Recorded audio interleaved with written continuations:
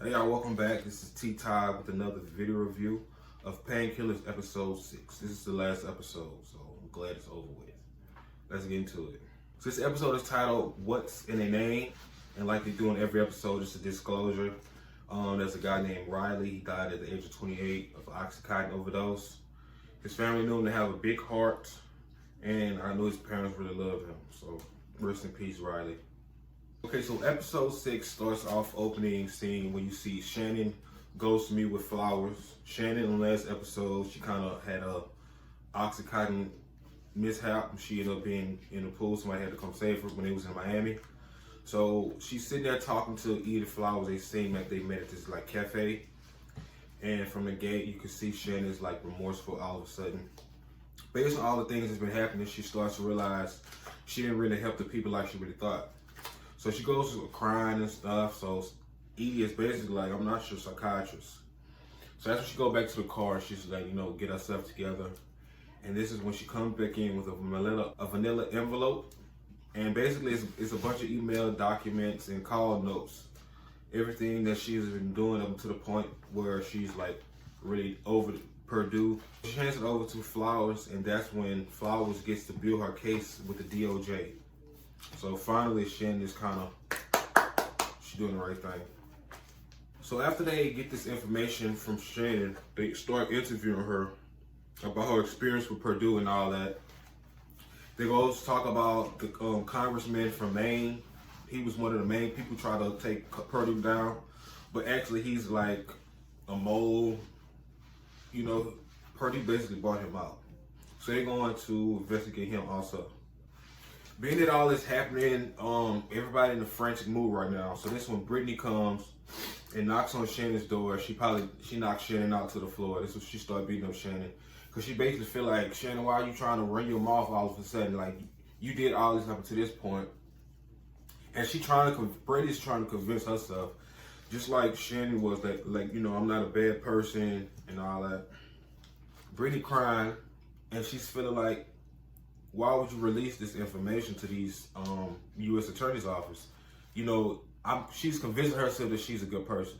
But anyway, she started punching on Shannon, gave her a good two-piece ball, knocked Shannon to the ground. And she basically trying to convince herself, like I say, I don't hurt people, I'm a good person. But that's not really what she did, because when you come to the realization of how harmful you've put people's lives in, just for a bag, just like Shannon said, money makes you clouded, your brain clouded. Like, all judgment, all remorse, all cautiousness, everything is like out of the window when you're trying to get the bag. So when she was hired to come into work for Perdue, this is how she was molded and branded to sell and solicit these drugs. So everyone at Perdue is basically in frantic mode right now. All these documents been released without their knowledge, and they have to play cleanup right now. So Perdue board members, they basically, they want to cut a deal so they can just get this over with. They want to get this over and clean it. And Richard's whole thing is, because Richard's uncle comes in the picture in and out of scenes as always, and he basically said, like, if you give them 1 inch, they'll take a mile. Don't give them any type of window to open up, because if they get in the window, they go look and see everything.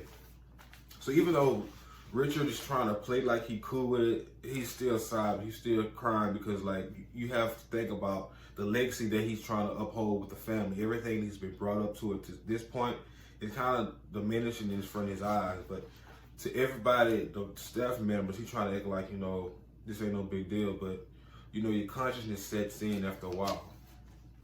So as Arthur continues to come in and out of Richard's consciousness, Arthur basically tells him, you need to get some super lawyers, you need to get a super team so you can clean this mess up. So that's just what Richard does. So he got 3 lawyers. So 3 lawyers. One of her name is Mary Jo White. She was one of the first U.S. female attorneys. So she started working in the Southern District of New York. She also prosecuted John Gotti in 1992, and she prosecuted a bomber in 1993. So these were some of her bigger cases. So this is one of the lawyers that Richard hired. Then you get Michael Shapiro. He's also a part of the lawyer team. He worked as a for the FBI from 1993 to 1997. And then you have Rudy Giuliani. As we know who Rudy Giuliani is right now in today's society, we know who Rudy Giuliani is. So these are the type of people and lawyers that Richard hired so they can run his case against the DOJ. So we have Glenn again, and Glenn appears to be clean. You know, he's working towards his sobriety. So he's like the last episode, the doctor basically told he's going to get him synthetic opioid, which is methadone. And he tells Tyler, because his son Tyler's with him, because you know they built a relationship over. So he's 30 days clean, and the guy, you know, congratulates him. The pharmacist lady, she congratulates him, and they basically move forward with his sobriety. So one good thing about the conversation that Ty and Glenn had was he reminded Ty that, you know, none of this is his fault. You know, he was just trying to help his dad. He was trying to get him clean, hold him accountable. But the mantle of his family is not his fault. He's just a kid. So I like that part. I like how, you know, the family unit was holding him accountable. He went back home to his family, and his wife Lil still kind of like untrustworthy of him. Like, you can come and be around, but you still can't stay. So she tell him, you know, leave. And this is kind of things that he needs support. He needs still stability. And he also need to know that he can, at the end of the day, it's on you to fix yourself. We only do so much. So I had liked that scene because it gave him some accountability. And it made him feel like, you know, he's back in the game again. So yeah, good job, Glenn, for staying clean, man. Good job. Sean has been writing Flowers so many letters because Flowers was so mad at her brother Sean that he got locked up for selling cocaine. She basically ignored him for all these years. So finally, she goes home and, you know, she opens the drawer and she sees all these letters that he wrote, and it opens her up to feel more remorseful and more acceptance and not so judgmental, because the way she was looking made her feel like, you know, all this time I've wasted trying to condemn you, but you know, you needed somebody with you on your side too. And this whole case is basically taking her back to her family unit because she's seeing firsthand how it's affecting people in the community. And then she get to see how she's trying to prosecute people for hurting thousands of people, but her brother didn't even do the extent of that. So this is when, you know, her balls start turning, and I guess her heartstrings are being pulled on. So I like that scene. So all this stuff is paying off. Everything that she's been going through with her family, with everything, with this case, finding a new U.S. attorney, everything, all the setbacks is trying to pay off right now. Because, you know, Shannon helped with the information, especially when they went to go interview some of the people off the Perdue board, and they was trying to disregard their claims, and, you know, I don't need to settle for nothing. All y'all, these charges y'all trying to hold against me, they won't qualify for your win at all. So 3 of the top giants at Perdue Farm ended up being investigated. The name was Freeman, Udell, and Goldenhine. So these 3 are the people that Richard probably just threw out under the bus just to represent the company. But Richard is next. They prosecuting these guys. They trying to find any type of charges so they can charge them with misleading information, mishandling this drug epidemic that they've been the leader of. So Richard, they coming for you next, man. They coming for you next. So I keep hearing this smoke detector go off, and I know the first episode, the way that the show is playing out, the smoke detector is basically like a caution tale. It's smoke coming from somewhere, but it keep beeping. Like most people, things beep because, you know, their battery dying, and it's like he ignored all these signs that, you know, you need to change your battery. So it's kind of like, it's like an irony what's going on right now. He's ignored all these signals, you know, to change, but he didn't take heed to it. So now the company is being investigated more than ever. So they go to the courtroom scene where the 3 top, you know, gurus of Perdue are being charged, and they, you know, they bring their lawyers with them. Edie walks in, you see Shannon in there, you see Gregory in there. Gregory is one of the doctors who had the little girl died in his yard. I think it was his daughter. But all of them there, they're trying to get ready to prosecute Perdue Farmer finally, because they got all the information they need. So back and forth, we have Edie in real time. She's talking with the stuff with the class action lawsuit, and she's basically saying, you know, when people get greedy, they get sticky and stuck. So only thing that you can do is hold them accountable, and you know, you seek justice. You know, greed, lying, misleading information. You know, at the end of the day, all that stuff is going to catch up to you. So he goes in, the judge say, you know, all rise, you know. You can tell Edie's finally excited because, you know, she's been trying to get this case going through for a while now. So finally she had a rule, you know, everything that I've been through is paying off. Like I said, it's like the payoff scene. So a settlement has almost been reached. One thing that they try not to do is settle out of court. They want to actually hold these people accountable, because when you settle out of court, you're not really holding people to the flame, right? You just like really just having like a scapegoat because you got money or whatever influence or power that you have. So this pisses Edie's Flowers off, and that's when she started looking around like, you know, what is this game that I'm in right now? How can y'all be presenting all this information, all these proof, all these facts, and you still reached a settlement with the DOJ?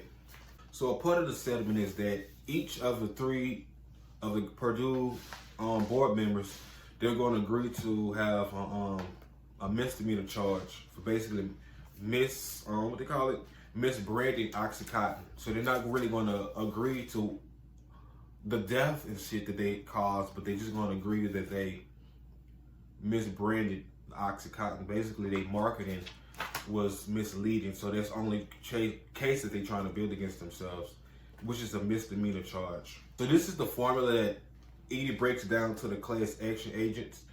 So basically, they called Rudy Giuliani, who's a lawyer. Rudy Giuliani called Congress. Congress is the head of the White House. So they call the White House. The White House calls the DOJ. The DOJ is the people that they bring all this information against Perdue to build the case. But the DOJ called the U.S. attorney, who is Edie Flowers' boss, and that's when they try to strike a deal. And that's when everything that she worked for, she feel like it's nothing but a game. It's nothing but a scheme. So she side-eyes him in the courtroom because he came in, and when she came in the scene, you know, she smiled like she wanted to greet him, but he didn't really smile, and he just like side looked at her and just kept, because he knew in the back of his mind, they called him last night. Like she said, it's an overnight phone call just to clean up everything, every situation. And this when everything, it's one of them times when you like feel like you voting for something and you really want like the true intent of your candidate to, you know, go through what you want, but they don't even go through with it because it's people ahead of them who actually trying to puppet master everything and how they want the story to be. So that's when she just gives up. And you know what? I don't even blame her. I don't blame her. You know, it was so many things, and how could you deny the truth? But like they say, it's, when you powerful, you just make a phone call overnight. And they'll call your boss and tell them, you know, you need to retract what you're trying to do to this big old corporate company. And basically, they won't be held accountable. So, Flowers pissed all over again. Her case with the DOJ is just... So they're being charged with one count of misbranding of Oxycontin, and it's a misdemeanor charge. And that's all that she gets from all the work that she put in. All the time that she had to go drive to different pharmacists to get information, check all the different documents and spreadsheets, look at all the call logs and everything. It don't even matter no more because you got power, you got money, and it don't really matter. And that's why I did this show, because I wanted to talk about something in the healthcare that's like really true, like still to this day. Stuff like this happen. It don't even matter if you're trying to hold people accountable for it. You have facts, but at the end of the day, on paper, if you're not being charged, then your legacy won't be tarnished from the misdoing things that you did. And I don't know, I just like speaking of stuff like that. Like, it's real sad. Like, you working hard to help people, and you working hard to redeem people. Even if they die and overdose, like, they're not bad people. Glenn is really trying to get himself back together. And you see, like, he has a supportive family, but it don't just take just you, it takes a whole team. The same way it takes the team to, be dismantled by the drug, it takes a team to build them back up. So Richard wins again. You see Flowers talking with the U.S., the new U.S. attorneys, because that's what she's at. And she crying and she's very, like, it's like she almost want to blame herself, because it's like, I thought I was doing so much to help people, but we're still at a crossroads. Like, it's no resolution. There's nothing that she can bring home and say, I did the best that I can do, and I got something to show for it. She did the best she can do, and they just ripped the carpet right from under her feet. So she explained that to the U.S. attorney agents. And she goes on to say, how can you stop a company so big? They kept making Oxycontin, and they even made up to like $30 million a week. That's a lot of. So Arthur Finn's, he basically tearing down Richard Clay with all this lawyered up stuff. One of the people that he depended on was Rudy Giuliani. He called him a swamp creature. And one thing the author didn't want to do is make a settlement, and that's what Richard did, because Richard he wouldn't like to escape the easy way out. So he easy to pay people, and he tell them, they won't come and investigate us again because the deal that we've reached. But he don't really care about none of that. A part of the settlement, another reason why she was mad was because all the information that she ended up collecting, it was like sealed documents. They had to bury it. They had to act like nothing all the information that they used for the DOG case, they had to throw it all away, close all the cases, get it boxed up. So everything that they did was basically in vain, like it was for nothing. So I just want to say a big F you to the U.S. attorney that she thought she could depend on. Brownlee, you don't mean nothing. You don't mean nothing good. F you. F the judge. F the DOJ system. At this time, it was thousands, hundreds of thousands of people being overdosed and killed, and nobody been held accountable for it. That's why I say F them, because they don't really care about the well-being of people. And that's what Edie realizes. She don't care about that no more. She almost want to give up. A lot of this case has to do with the passion she has for her family. The passion she had for her mom, when she said they was in Inglewood, California, and she had to watch her mom be nursed to health by her because she had nobody else. It was just her, Sean, and her mom. So her mom went through the crack epidemic. Her brother, Sean, he was locked up. And all this stuff, this case, it makes her go back to her roots, her family. So she goes back and she visits Sean. And just like Shannon in the beginning, when she feels remorseful for what she did, Edie feels remorseful for what she's done. She was kind of like holding her nose up in the sky against people like her brother, who made mistakes when he was just a 9-year-old boy. And she raced down to tell him, she was angry, she was judgmental. And she made him feel like he was alone.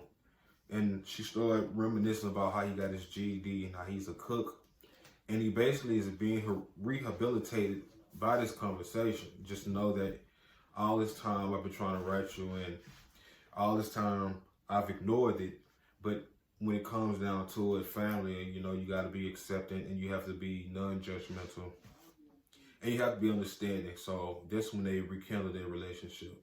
So, like I said, she loves her brother Sean, and there's no judgment. It's only open arms and love, and it's only up from this point. Because she did so much she can do to try to take down the bigger guys, and she ended up, losing. So now she's going to her brother, and, I'm going to redeem you with the love that I have neglected you from all the time that you've been locked up in jail. So that's what I got from that scene. Glenn, like I say, his wife told him you can't stay. It's all this accountability thing. You can't stay. We're going to support you. You can come eat dinner with us. You can hang around the family. But you have to be responsible for you. So he in his room and it's like loud music in the hotel. So he goes and wakes up. He goes and knock on the door. The neighbor, because you know they playing loud music. He trying to get some sleep. And a part of it was like, oh no, this is finna be downhill for you, Glenn. And he ended up seeing 2 people in a hotel room. They overdosed. He looking over the room, and he see they got Oxycontin on the dresser. So they flash to the next scene. I could hear it in his voice that he was kind of out of it, because usually when you see like episode 1, 2, and 3, when he started taking Oxycontin, he's very sluggish and stuff. And that's one of the things too. When he went to Hillel's house, his family house, he told her, I gotta go back and screw all these screws over on the cabinet, because he was so out of his mind, he didn't really like screw them bitches in all the way. Sorry for cursing. So in this scene, he calls, you need me to bring you some home for dinner, some food, you need to go shop. She's like, you ain't got to do all that, but if you want to, you know what I'm saying, that's fine. She's like, all right, bet, I'm going to do it. So he talking all slow and sluggish. She even question like, what's wrong with you? You ain't get no fight. You sound like you tired. And he kind of like, whatever. Then he hands up the phone. He get like 5, 6 lines of Oxycontin. Broke down, and he starts sniffing it. And I'm like, damn, you just celebrated 30 days clean. And he tried to go in. I thought he was going to call help for the people. But he ended up taking their drugs. He stole their drugs. And went to the store, got some stuff. We flashed back in real time. This is when Asian Flowers had broke down with the new class action lawsuit guys. And she basically says, good luck with this. I told you everything I need to know. I'm about to go home. Good luck on this case. I did everything I could do. I provided them all many documents that I can. And they still denied the truth. So she's basically like, good luck to y'all. Peace. So upon Glenn stealing the drugs and he overdosing, and I later found that he overdosed. I thought he was just asleep at first. The man comes and pushing him up, waking him up. Another guy comes. And he's like, oh, we already know what it is. So that 911 call comes in. And this when you see, it's like a parallel scene again. Glenn is going home. And Edie is going home. Edie's going home to see her brother. Her brother actually stays with her because he's out of jail. So she has a family unit back. She basically says thank you for, encouraging me to go, because she wasn't going to go. Basically, all the stuff that she's been through, all the time she wasted, they gave her that call, like, we need you to come and testify all the information that you had when you was trying to build a case against Perdue. So she ended up going out of town, and that's when she comes back and thanks her brother for actually, influencing her to go back. And this is when Glenn dies, because he's going home to heaven. And that's why I say this is the parallel scene. You got good and you got bad. So it was kind of like a bittersweet ending the way the scene ended. So we lost Glenn and we gained Sean. So that's kind of the bittersweet ending of Painkillers. One thing about this series is I could say you get to see how money influences people's decisions. And then you get to see how passion influences your decisions to take people like them down.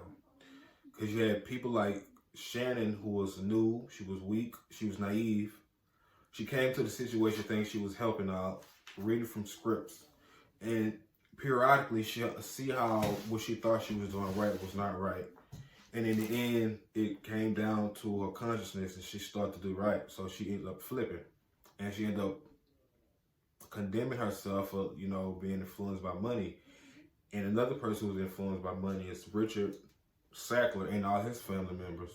They were influenced by money in the worst way because they started using all these equipment and drugs to basically harm people just because they wanted more money in their pocket. We got to see redemption in Sean because he made a mistake when he was young. So all this wrapped up in one. On top of addiction, you have family units, you have crooked people in the system, and it validated a lot of things. And one thing that I've learned from it is when Edith found out that she neglected her brother's love because he made a mistake, that's one thing that I took away from it. You can't really hold people accountable to help themselves. You have to help them too. And it's only so much that you can do when it comes to Glenn and his situation. And sometimes what you do may not be enough to help them help themselves. But you still shouldn't go around trying to blame yourself for what decision that they have, because they weren't in the right state of mind. So all we can do is move forward, try to help people with their addiction the best way we can, and not be judgmental and not write people off so easily. So that's all wrapped in one. This is all the lessons that I learned from watching Painkillers. And that's really why I really watched it, because, you know, people do abuse drugs, and people do judge people without trying to find the root cause of whatever issue they have. And you got to find passion and love and forgiveness to help them out. So it's kind of like all the human traits wrapped up in one. So that's why the show was good. I didn't want to do no cliche, show. I want to do something that's like based on real life.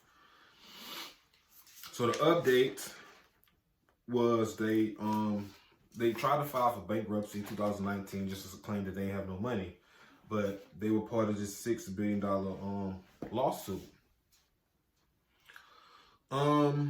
They're said to be giving up ownership of the company to the Sackler family.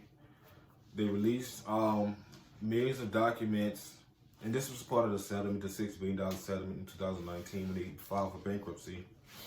This is part of the things that they did. So Arthur comes in and he blames Richard for destroying the company. This is a family legacy because you decided that you wanted to do what you wanted to do.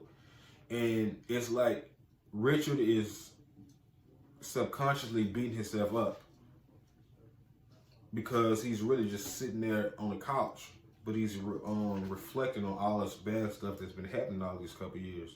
All the number of people who died, he's trying to make it seem like he got to keep his good face. But when he get home and close that door, he sat alone by himself. That's when everything really settles in. Arthur comes in his consciousness and basically tells him, like, everything that you've done, you ruined the family. He don't want to hear none of that. But inside, he knows that's how he really feels about himself. So the Sackler family ended up paying like $4 billion to the families, to everybody who was hurt involved, but they still trying to claim they have bankruptcy, and this is updated for March 2023.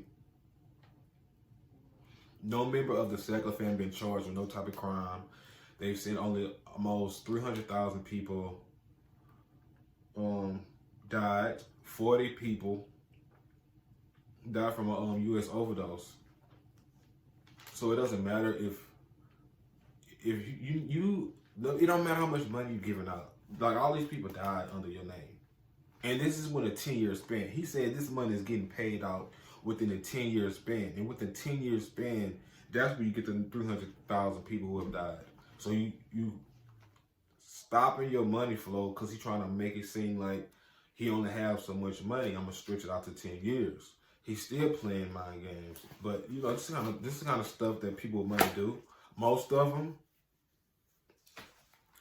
And you can't tell me anything, because you look at the world, they always talk about 1% of those people. But the smoke alarm has been smoking and beeping, and you still ain't changed, Richard. Your family ain't changed. You took people down in your family, the name. Nobody had any remorse. They only paying you because they want to lose money and know they had potential of going to jail. But being that they lawyered up, nobody was held accountable. And that's how this series ended. Sad. So thank you guys for watching this video review. I'm glad it's over because I had to get through this series. And I got green screen, and I got some new equipment. So I'm going to be motivated more to make more, video content. So thank you guys for watching, and see you up and up.